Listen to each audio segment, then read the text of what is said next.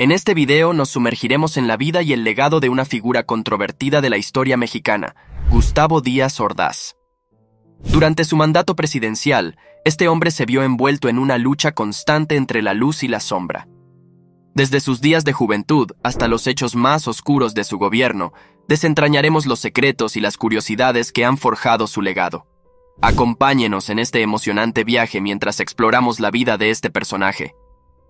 Sé que tengo cáncer y ya me voy a morir, dijo Gustavo Díaz Ordaz poco tiempo antes de que un infarto terminara con su vida. Además, declaró que se iba con la conciencia en paz. Su muerte reunió a empresarios y líderes políticos que montaron guardias de honor. El exmandatario fue velado en la agencia Galloso de Félix Cuevas y luego trasladado a la capilla ardiente de la Cámara de Senadores para rendirle homenaje. Murió el 15 de julio de 1979, más de una década después de la matanza estudiantil del 2 de octubre de 1968, suceso del cual asumió la responsabilidad. ¿Cómo fue este hecho? Es imposible hablar de la vida de Gustavo Díaz Ordaz sin abordar el evento que dejó una marca imborrable en su mandato y en la historia de México: la masacre de Tlatelolco. Fue un episodio trágico que ocurrió el 2 de octubre de 1968. Durante los Juegos Olímpicos celebrados en la Ciudad de México. Miles de estudiantes y manifestantes se congregaron en la Plaza de las Tres Culturas en el barrio de Tlatelolco, exigiendo libertad de expresión, justicia social y una reforma política.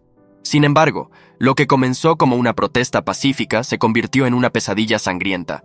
Los delegados del movimiento estudiantil habían conseguido al empezar aquel 2 de octubre más de lo que imaginaban: una reunión con representantes del presidente Díaz Ordaz en la casa del rector de la Universidad Nacional Autónoma de México, Javier Barros Sierra.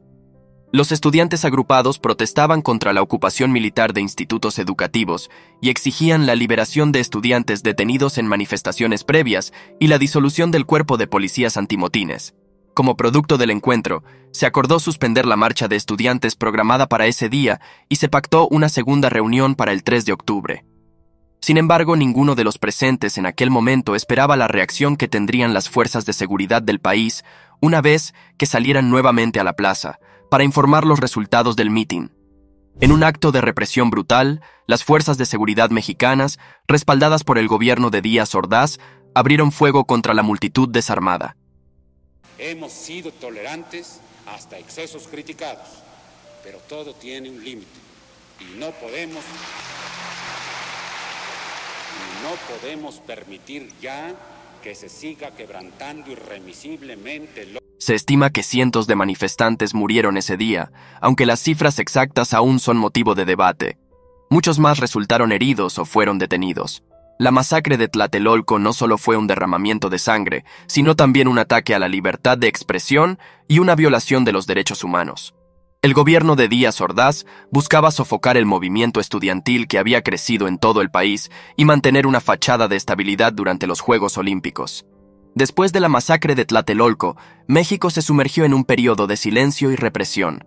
El gobierno de Díaz Ordaz trató de ocultar la verdad y controlar la narrativa oficial. Sin embargo, con el tiempo, las voces de los sobrevivientes y de aquellos que buscaban justicia comenzaron a resonar. Las atrocidades de Tlatelolco generaron un intenso debate en México y en el mundo.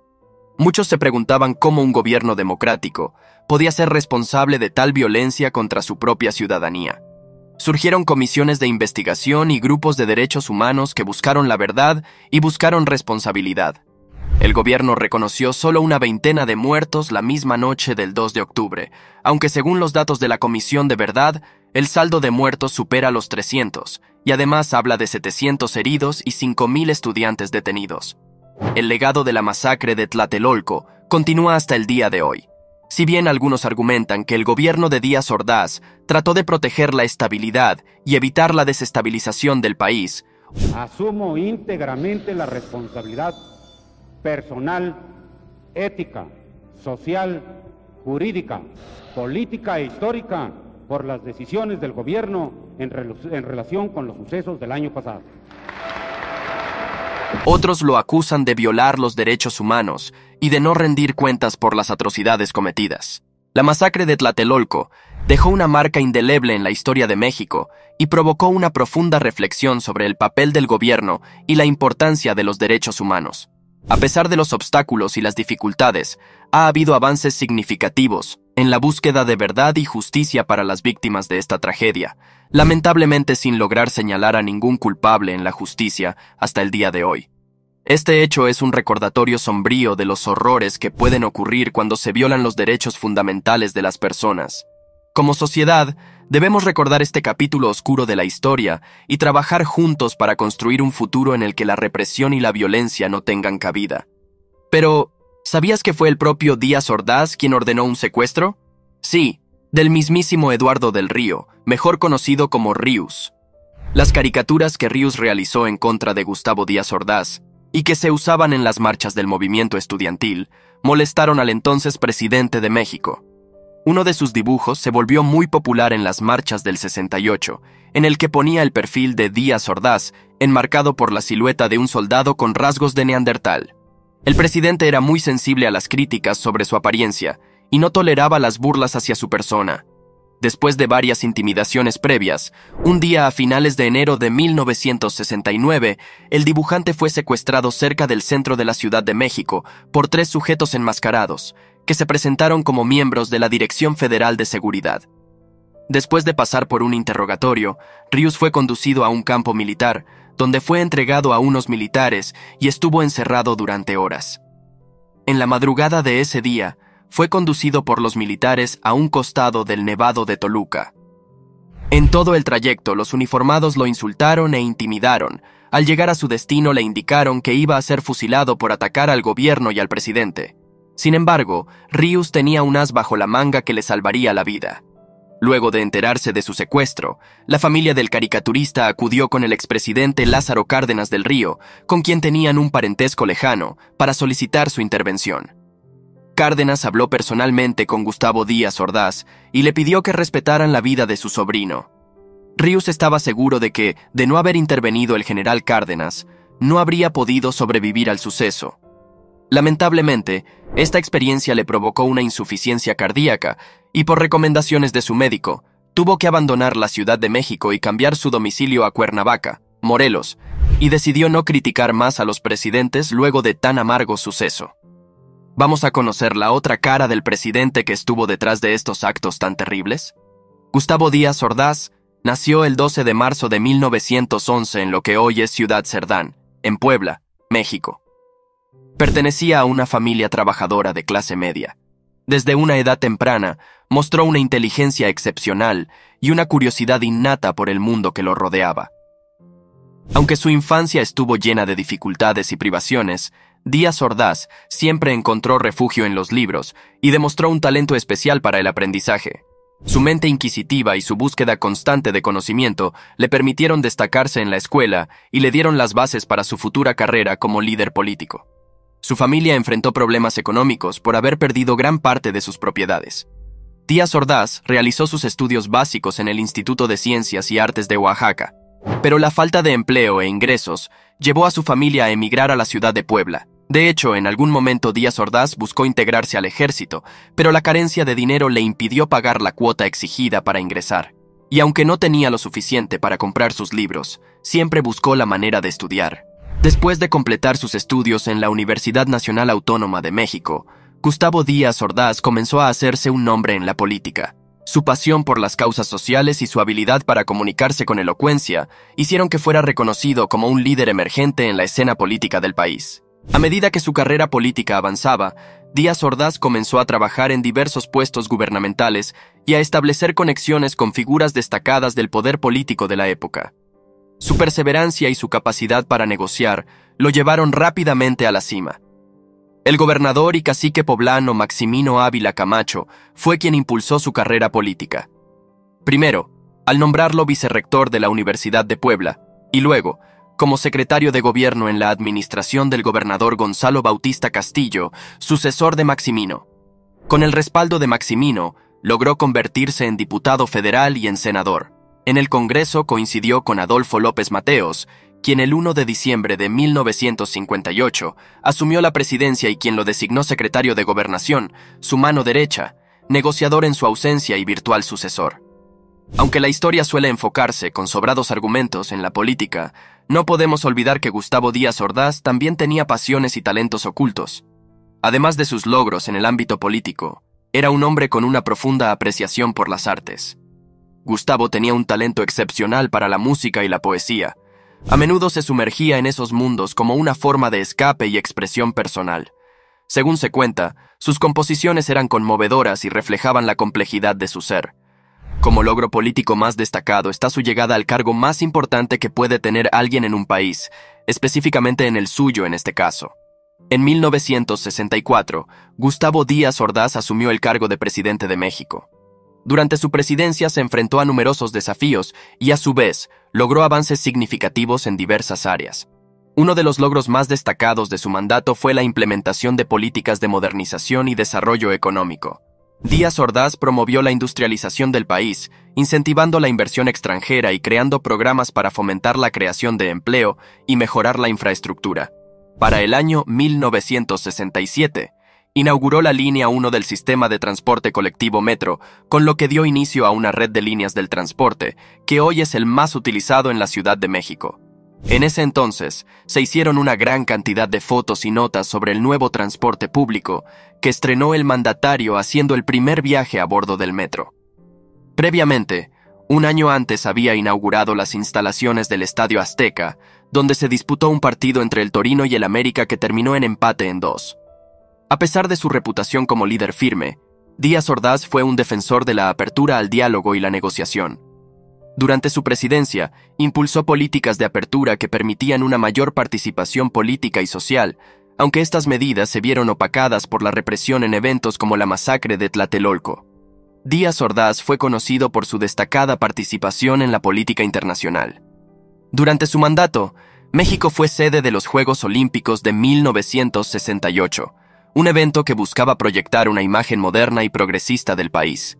Sin embargo, la masacre de Tlatelolco ocurrió pocas semanas antes de la inauguración, lo que generó una gran controversia a nivel mundial. Además de los Juegos Olímpicos, tuvo el privilegio de estar al mando del país en el Mundial de Fútbol del 70, siendo parte viva de la historia deportiva de su país. Declaro solemnemente inaugurado el 9º Campeonato Mundial de Fútbol, Copa Jules Rimet.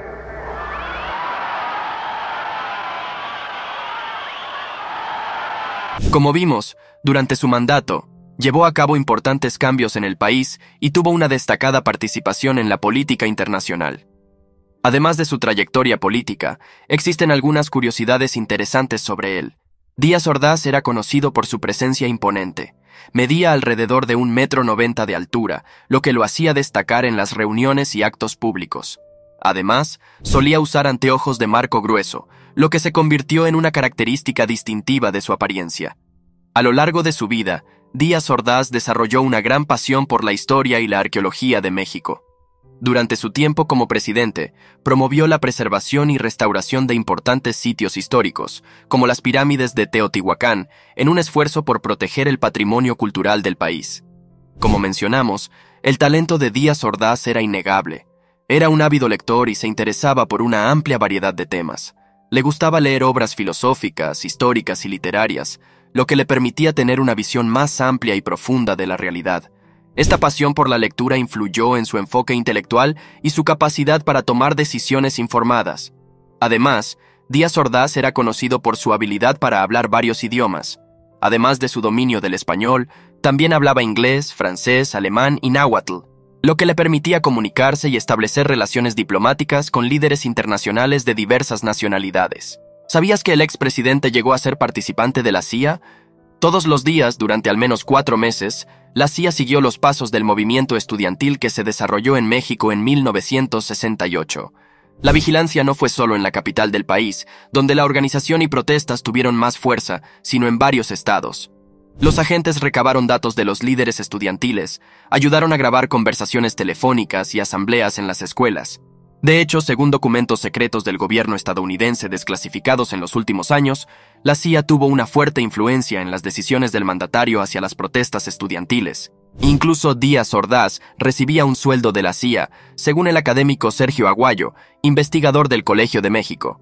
El presidente mexicano creía que las protestas estudiantiles eran parte de un complot comunista, y la agencia estadounidense lo respaldaba.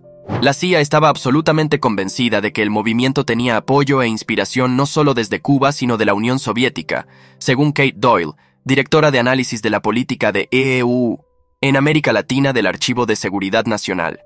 Según estos mismos documentos de la agencia, varias décadas después le asignaron el código Litempo II al mandatario. Litempo I era Emilio Bolaños, un sobrino de Gustavo Díaz Ordaz que podría haber sido el conducto por el cual la CIA entró en contacto con el mandatario cuando éste era secretario de Gobernación. El código Litempo era compuesto por el prefijo ley, que identificaba operaciones en México, y tempo, que identificaba el programa de relación entre la CIA y altos funcionarios selectos de México. Por otra parte, un hecho personal fue tal vez una de las cosas más polémicas que tuvo, dejando de lado los hechos sociales. El abogado y político llevó consigo una controversia suscitada en los años 60, cuando estando casado protagonizó un amor prohibido con una figura de la fama de los escenarios mexicanos. Se trata de Irma Serrano, con quien durante 5 años el mandatario vivió un romance criticado por su clandestinidad pública. En aquellos años, los amantes necesitaban guardar las apariencias del romance a voces, hasta que 5 años después, según a la versión de la actriz y política Irma Serrano, la primera dama fue la responsable a través del secretario de Gobernación, Luis Echeverría, de boicotear los proyectos cinematográficos, discográficos y hasta las apariciones en televisión de la controvertida chiapaneca.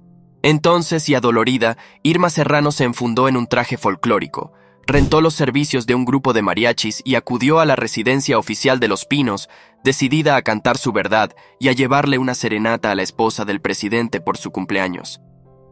Se comenta que Gustavo Díaz Ordaz salió de la casa para encarar la sorpresiva serenata y terminar la relación. Al ver que el final del romance era definitivo, Irma Serrano le soltó una bofetada. Los guardias del Estado Mayor Presidencial quisieron intervenir, pero el presidente dejó pasar la agresión. Al parecer, el golpe en el rostro le provocó un desprendimiento de retina al mandatario, pero Irma salió de Los Pinos y de la vida amorosa de Díaz Ordaz para siempre. Después de finalizar su mandato presidencial en 1970, Díaz Ordaz se retiró de la vida política y se mantuvo al margen de los asuntos públicos. Optó por vivir una vida más tranquila y reservada, dedicándose a actividades como la lectura, la escritura y el estudio de la historia. Que el comandante de las fuerzas militares fue el primero que cayó y a los primeros disparos, y que no iba blandiendo su arma, lo que además hubiera sido lógico y natural. Algunos años después, fue designado embajador en España por José López Portillo, el 4 de abril de 1977. Habían transcurrido casi 10 años desde los acontecimientos de 1968 y, como vimos, él se había mantenido alejado de la vida nacional. Así, tras aceptar el nombramiento más por presión que por gusto, fue el 2 de agosto, solamente 11 días después de su presentación oficial como embajador, que tomó un avión y se regresó a México. Realmente a ese respecto no tendría yo razones para opinar en un sentido o en otro. Yo simplemente me enteré por la prensa de su renuncia. Lo único que les puedo decir a ustedes es que me dio mucha risa. Me voy porque se me da la gana, y no me regresaré, no me despediré de nadie ni del rey, dijo entonces. Luego de esta breve reaparición, y ya durante sus últimos años de vida, Gustavo Díaz Ordaz se exilió de la vida pública para permanecer con su familia y algunas personas cercanas, entre ellos Rafael Moreno Valle, quien era muy amigo del exmandatario. Fue él quien contó una de las últimas frases del expresidente de México, la que vimos en la apertura de este video. Primero creyó tener una úlcera. Aunque nunca se la encontraron, sí le detectaron problemas en la vesícula y posteriormente un tumor maligno en el hígado que se propagó y degradó la salud del expresidente. Que yo soy responsable, único. Seguramente debe tener muchos datos, debe haber realizado una minuciosa, agotadora, exhaustiva investigación para llegar a esa conclusión. O habló sin... extendiéndose al colon y provocando su deceso. El legado de Gustavo Díaz Ordaz es complejo y está lleno de claroscuros. Sus logros en el desarrollo de México son innegables, pero no podemos ignorar las consecuencias trágicas de la masacre de Tlatelolco. Su gobierno demostró tanto el potencial transformador como las sombras más oscurecidas de un líder. ¿A qué cree usted que se deba la proliferación de la homosexualidad? entrevista de prensa y un reportero le preguntó cómo se había iniciado en ese defectito. Y entonces el dramaturgo le contestó, así joven, así, preguntando. ¿Qué pensáis de esta figura tan controvertida? Te leemos en los comentarios.